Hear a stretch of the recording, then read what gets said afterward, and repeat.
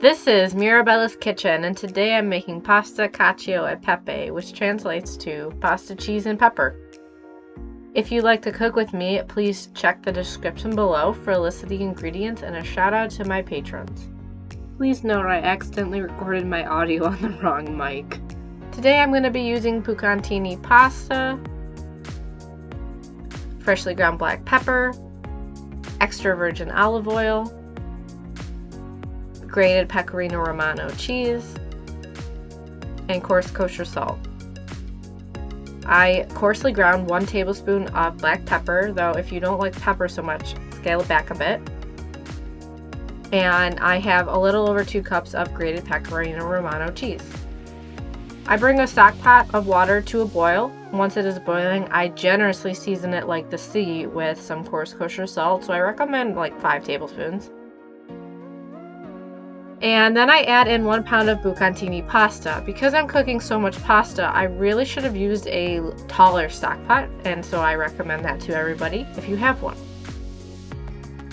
Once the pasta has been cooked to al dente, so for me that was 12 minutes, I reserve 2 cups of pasta water. And I use my handy dandy pot clip to strain. My strainer clip, I don't know what it's called anymore. In the meantime, I bring the saute pan up to medium heat and I coat the bottom of it with extra virgin olive oil, so I would say maybe 2 tablespoons or more until it's coated.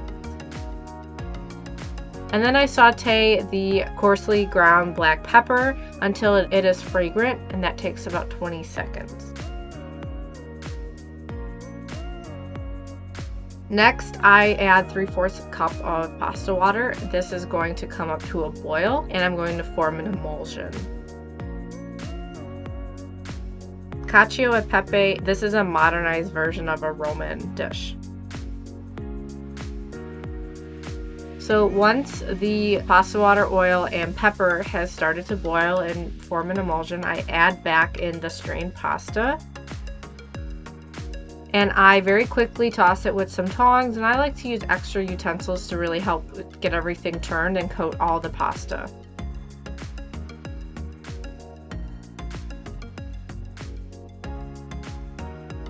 I then add in the majority of the pecorino Romano cheese. I saved a little bit more than a handful, and I again quickly start to toss the pasta in the cheese.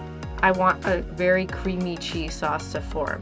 I'm trying to prevent clumps, which is why I'm moving quickly. And I add in about another, I want to say like another 1.25 cups of pasta water, which honestly, that was too much pasta water.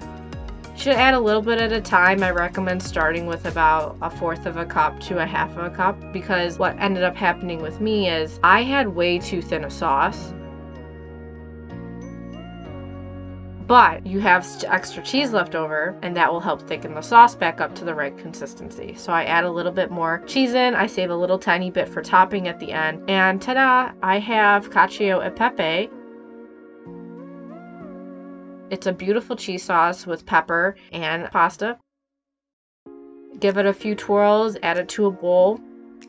Top with a little more pecorino Romano, a little bit more coarsely ground black pepper, and you have a very simple and easy meal ready very quickly. Thanks for joining me today. I make new videos on cooking every Thursday. Please support me on Patreon and on Facebook at Mirabella's Kitchen.